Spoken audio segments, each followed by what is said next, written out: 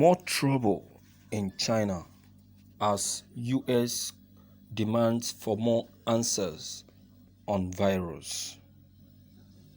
A recent COVID-19 outbreak in Beijing saw a decrease in daily cases on Thursday, while the US heightened tension on China's leaders to reveal what they know about the epidemic. The outbreak, first detected the capital last week, has contaminated at least 158 people in China's largest resurgence since the preliminary outbreak was kicked under control in March. The city documented 21 new cases of COVID-19 on Thursday. Town administrators announced close contact of market employees, visitors, and other relationships were being tracked to locate all valid cases instantly. With testing and prevention regulation being taken at a conference in Hawaii with a high Chinese politician, U.S. Secretary of State Mike Pompeo exhorted China to disclose all it knows about the virus. Pompeo emphasized the necessity for full transparency and data sharing to thwart the ongoing COVID-19 pandemic and stave off future outbursts. The United States Department announced in a statement about its discussion with the Communist Party's top ambassador, Yang Jiechi.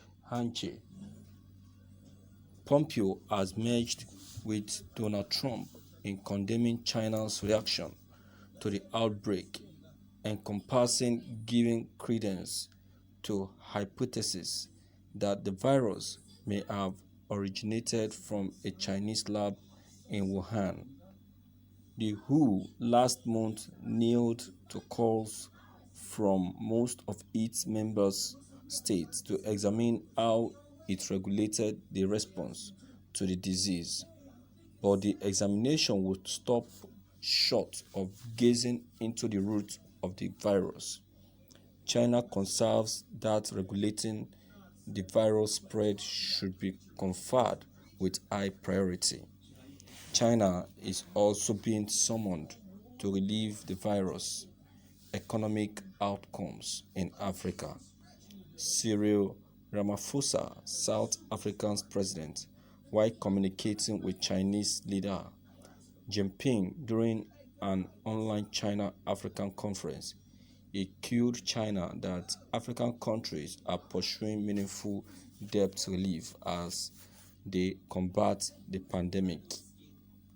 African countries have called for a second-year pause of deficit fees and other assistance that would permit them to concentrate resources in the health disaster. But China, Africa's largest creditor, has not suggested it will propose a comprehensive solution, and professionals say it will concentrate rather on bilateral treaties with countries. Thank you for listening to this news. Well, viewers, that's just the fact. I want to first of all appreciate Donald Trump for this positive move, because if this move is not made, the Chinese will still remain mute and won't want to do anything concerning this epidemic. People will keep dying. The number of COVID-19 cases will keep increasing. You can imagine in Nigeria, we keep recording new cases in Nigeria. Are we talking about only Nigeria? What about other countries? You can imagine. You can see how human beings can be this wicked, replacing technology to human lives, valuing technology to human lives, using human lives as an experiment, instead of them to use an animal for their experiment. They choose to use human life. You can see, just because they want to gain the world power. In fact, I really give a very big kudos to Donald Trump. If only other countries can be like this US president, believe you me, the world would have been a better place. And that is the main reason why I'm of the support that he should go for a second term. Believe you me, he deserves it.